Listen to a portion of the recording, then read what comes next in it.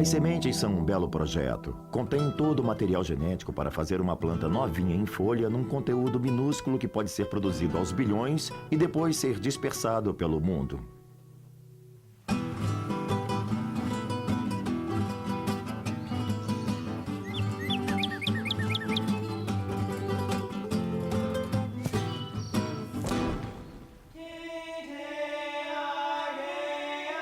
O mundo secreto dos jardins.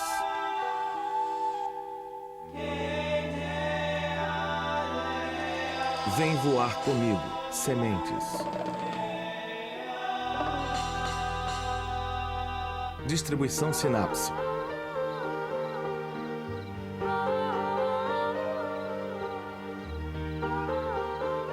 As flores são estruturas de reprodução que, em geral, contêm as partes masculina e feminina. Quando as duas se unem, podem produzir toda uma nova geração, os frutos.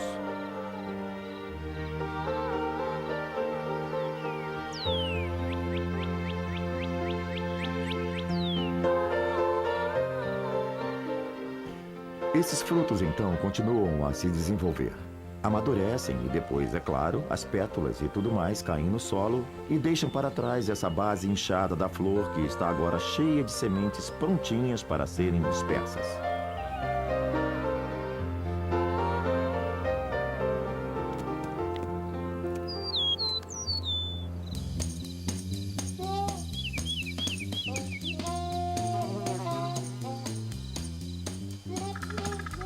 Embora as sementes existam em várias formas diferentes, todas têm apenas uma função: produzir a próxima progenie, ou seja, a nova prole. O segredo de cada uma dessas sementes, e isso na verdade dita muito das suas diferenças de formas, é como surge a necessidade de se dispersarem.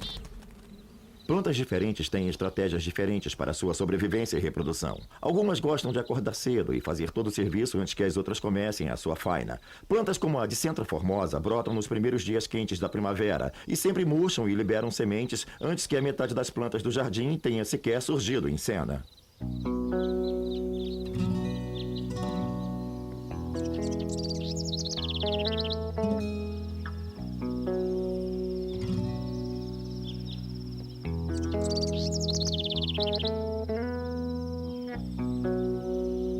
Uma outra planta efêmera de primavera que fica linda num jardim silvestre é a raiz vermelha. Como outras plantas silvestres, se desenvolve no início da estação para aproveitar bem o sol. A raiz vermelha tem um esquema bem elaborado para dispersar suas sementes. Elas liberam através de umas agulhetas uma substância doce, como num jogo de sedução, para tornar cada semente um pouco mais atraente.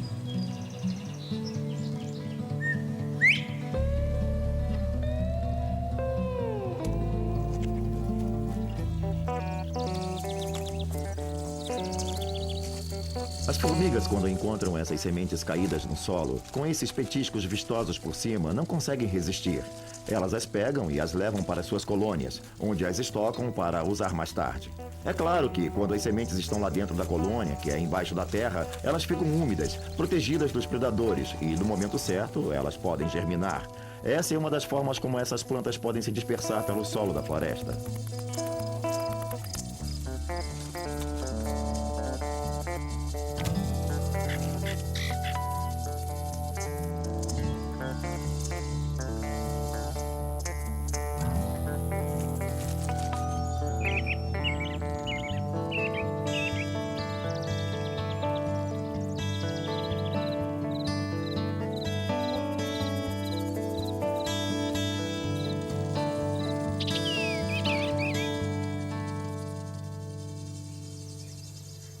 Em alguns casos, quando uma semente quer se dispersar, o melhor lugar é um que seja perto de onde a planta-mãe estava originalmente. Se a mãe foi bem-sucedida, presumivelmente isso significa que as condições de luz, as condições da umidade e o tipo de solo eram perfeitos para a planta. Algumas sementes simplesmente caem no solo e quicam um pouco. Em geral, têm um feitio arredondado. Portanto, podem rolar pelo chão até finalmente se alojarem em alguma fenda ou cavidade no solo, e ali podem ficar até que estejam prontas para germinar. É comum você encontrar plantas agrupadas em habitats apropriados, onde as sementes não caíram muito longe da mãe.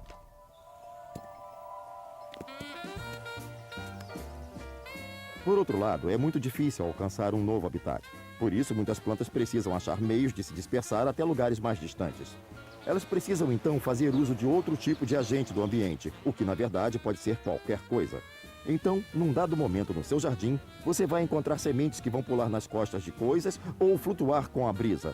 De um jeito ou de outro, eles vão pegar carona até o destino, que é o lugar de onde irão brotar. Oh, this rhythm ride is really cooking. Riding high, not even looking. Dancing feet won't be denied. Rocking with that rhythm ride.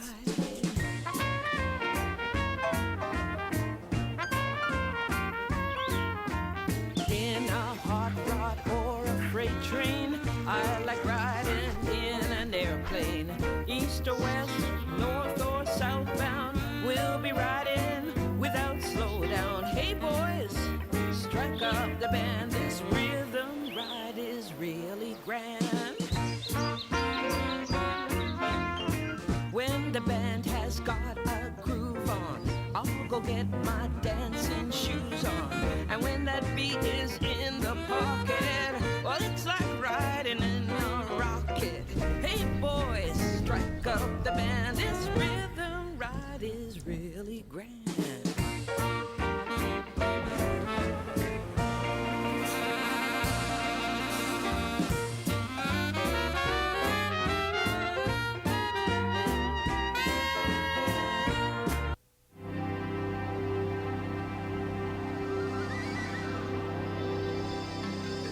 O vento sopra quase o tempo inteiro por quase todo o planeta. Se você conseguir que sua semente voe com o vento e deixar que o vento a carregue, isso pode ser muito eficaz. Mas você precisa ter a forma certa de semente.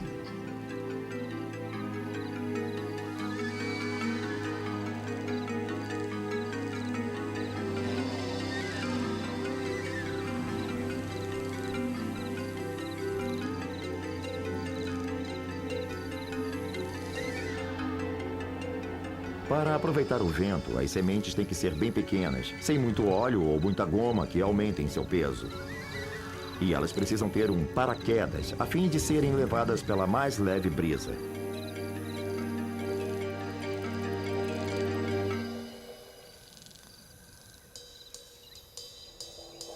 A maneira de as plantas contornarem o problema da dispersão pelo vento sem um paraquedas é ganhando um pouco mais de peso.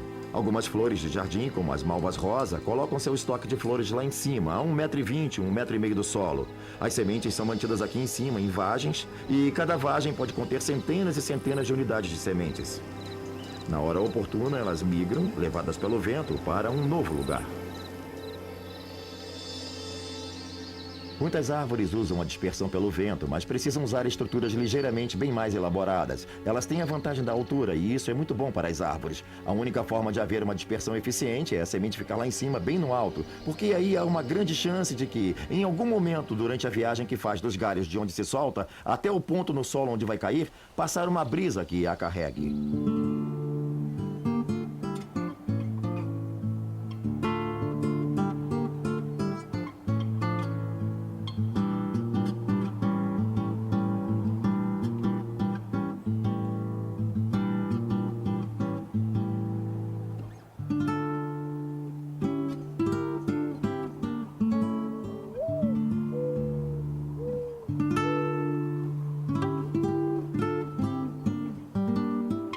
Em geral, as árvores têm um mecanismo como uma pequena asa na semente. Qualquer brisa, por mais leve, vai fazê-la se desprender rapidamente e viajar até uma distância considerável.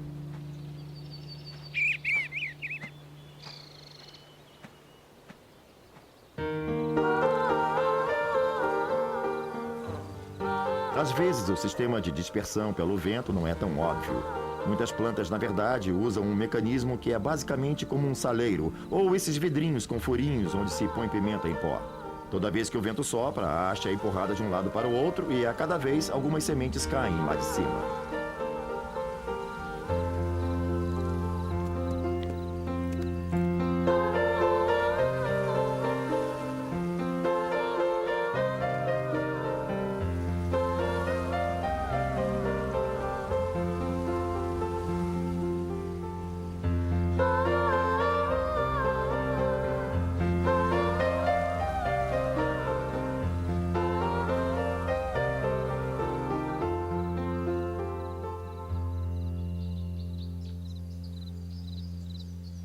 As plantas têm muitas formas diferentes de dispersar suas sementes, mas uma das mais eficientes é usar a potência de fogo. As não-me-toques são anuais que passam o verão todo angariando o máximo de energia possível para que possam produzir milhares de grãos de sementes e ganhar a maior altura possível. Mais tarde você vai ver por que elas são chamadas de não-me-toques. Quando se desprendem, fazem um puff. Isso se chama turbopressão. A pressão que se acumula dentro da cápsula da semente, propriamente dita, como se as células das paredes da cápsula se enchessem, como um balão cheio de água que estourasse. Plantas como a não-me-toques e algumas mostardas podem facilmente elevar suas sementes a uma altura de 90 a 120 centímetros. As não-me-toques são plantas que preferem viver em ambientes úmidos, em geral em vales ao longo de rios e em pontos do jardim com umidade fria, e aquela zona restringe o seu habitat. A intenção delas é ocupar todo o espaço, mas nem sempre o fazem. Algo em torno de 1 metro é uma boa distância para dispersarem suas sementes.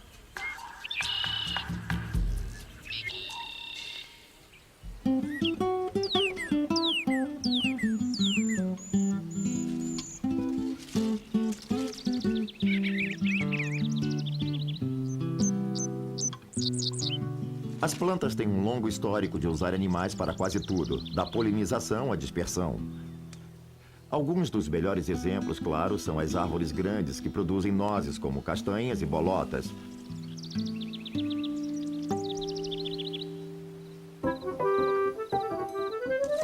Elas produzem sementes grossas e irresistíveis a certos animais, que as usam como fonte de alimento pelos óleos e proteínas.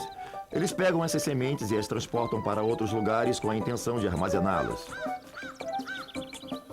A notícia boa para a planta é que, às vezes, esses animais esquecem onde as armazenaram e, mais tarde, essas sementes podem germinar em local bem longe do local original da planta-mãe. Só o que a semente precisa é ter um aspecto tentador que logo virá um animal para dispersá-la.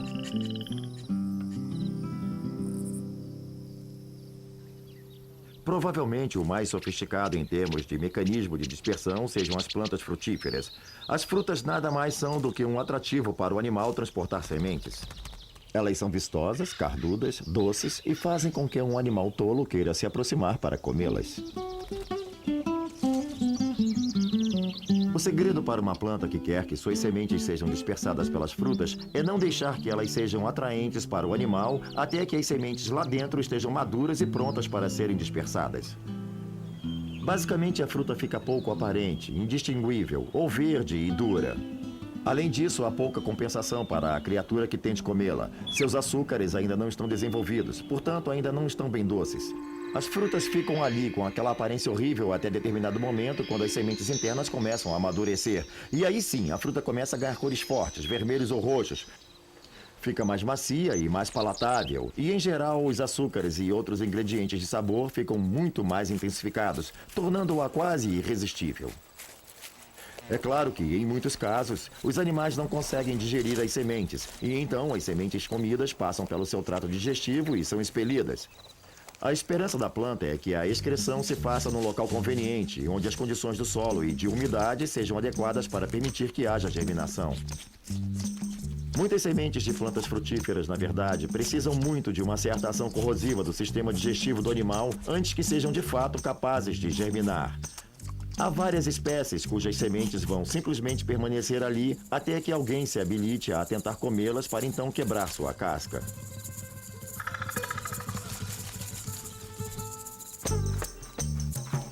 Mas existe mais de uma maneira de se pegar carona. Pergunte aos criadores do velcro que se inspiraram nas plantas.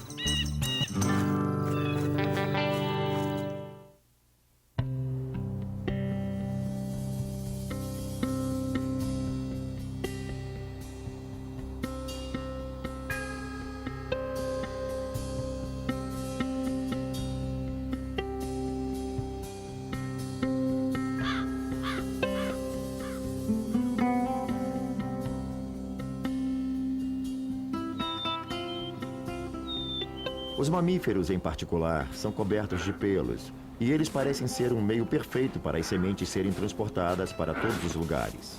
A outra vantagem dos mamíferos é que eles costumam fazer o mesmo caminho seguidamente, então você só precisa se fixar na passagem habitual e esperar, porque algum animal vai aparecer e levar suas sementes para você. Uma planta que faz muito uso desse mecanismo é a bardana. A rebarba, propriamente dita, é composta de duas partes. Uma casca recoberta por espinhos e uma câmara interna cheinha de sementes escuras. São oportunistas e aproveitam qualquer chance de pegar uma carona até o local novo. E são tão persistentes que, quando você tenta desesperadamente desalojá-los, não consegue evitar quebrar a casca e liberar as sementes. Muitas outras plantas usam o mesmo tipo de mecanismo. A amor do campo, às vezes chamada de flor do campo, também tem uma estrutura de fixação assim. Cães e outros animais peludos não são as únicas criaturas que podem dispersar essas sementes. As pessoas, principalmente jardineiros, funcionam como agentes de transporte, quando as pequenas cápsulas se agarram às suas calças ou saias e são carregadas, podendo chegar bem longe.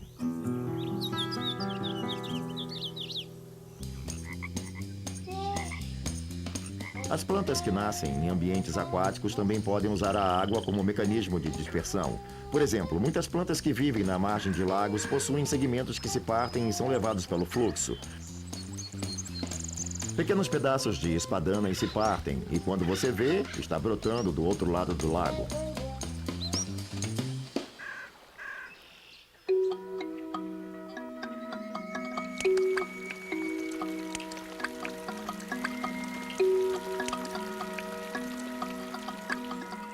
Mesmo a chuva é algo que as plantas exploram. Para nós, os pingos são pequenininhos e delicados, mas tudo é relativo. Para as plantas, os pingos de chuva são uma força a ser utilizada como mais um meio de dispersão de sementes.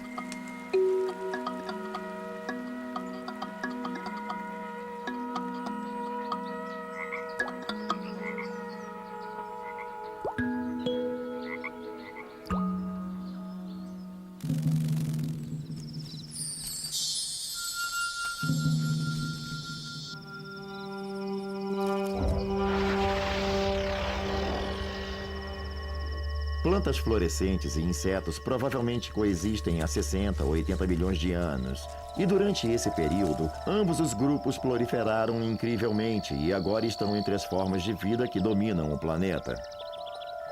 Nesse processo de coexistência, eles desenvolveram um relacionamento muito estreito, muito específico, em que as plantas individualmente não vivem sem certos tipos de insetos e vice-versa.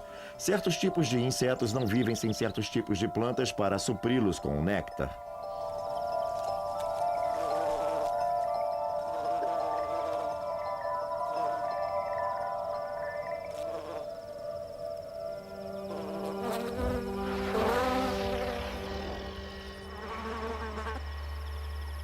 É no decorrer desse relacionamento que as plantas mostram suas verdadeiras cores.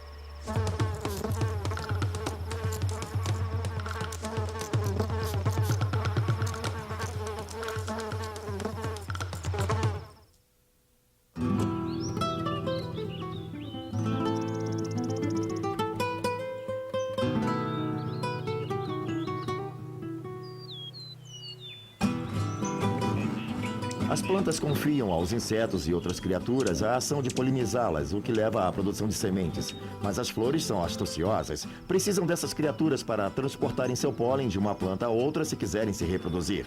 Mas elas sabem que insetos não são tolos e não vão fazer esse serviço de graça. Então as flores instigam criaturas a visitá-las, oferecendo-lhes uma doce recompensa para então o verdadeiro jogo começar.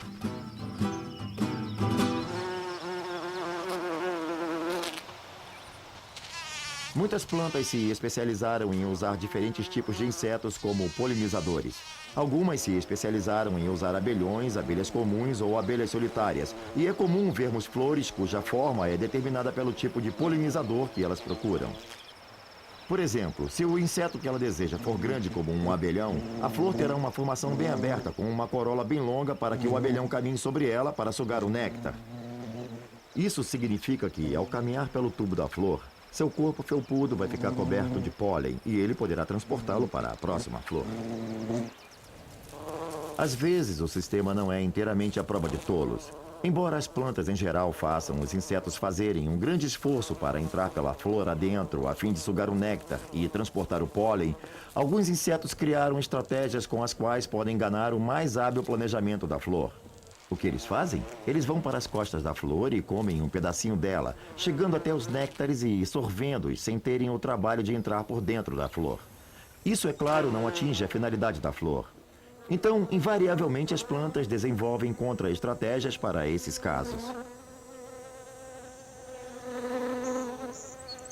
Eventualmente, as plantas podem desenvolver pétalas mais espessas, que são mais difíceis de se morder, e desenvolvem tubos mais estreitos para que as línguas compridas tenham que se aprofundar ainda mais, e podem até começar a esconder os néctares bem fundo na flor, de forma que a abelha que queira o néctar tenha que procurar por ele.